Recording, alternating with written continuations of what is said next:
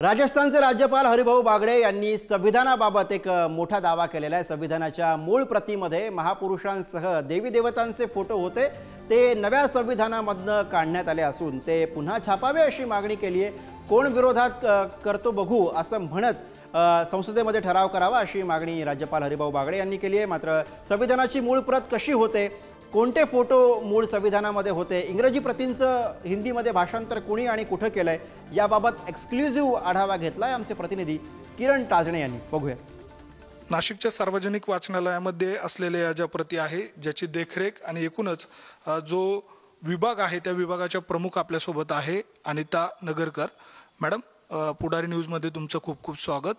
ही संविधानाची प्रत आहे, या प्रतींचा आपण आता जो काही उल्लेख केला, नेमक्या या प्रती आपल्याकडे कशा आलेल्या आहेत जरा सविस्तर सांगा। इंग्रजी प्रत जी आहे ती डॉक्टर वसंत पवारांनी ते खासदार असताना साधारण 1992-93 च्या सुमारास सार्वजनिक वाचनालयात दिली आहे। त्यावेळेस सहीवरून ते दिसतं आहे की त्यावेळेस कुसुमाग्रज पण म्हणजे तात्यासाहेब शिरवाडकर सुद्धा असावेत, त्यांची सही त्याच्यात आहे आणि आमचे पदाधिकारी त्यावेळेसचे जे असतील ते उपस्थित असावेत, त्यांच्या पवारांनी त्यांना ती दिली असावी भेट म्हणून। आणि तसेच हिंदी प्रत आहे आमच्याकडे आणि नवीन जे आहेत सुधारणा झालेल्या या मराठी प्रती पण आमच्याकडे आहेत। या प्रती बघण्यासाठी आतापर्यंत कोण कोण येऊन गेलं किंवा काय या सगळ्या प्रती बघण्याचा किंवा अभ्यासासाठीचा काय नेमका आतापर्यंतचा प्रवास राहिलाय?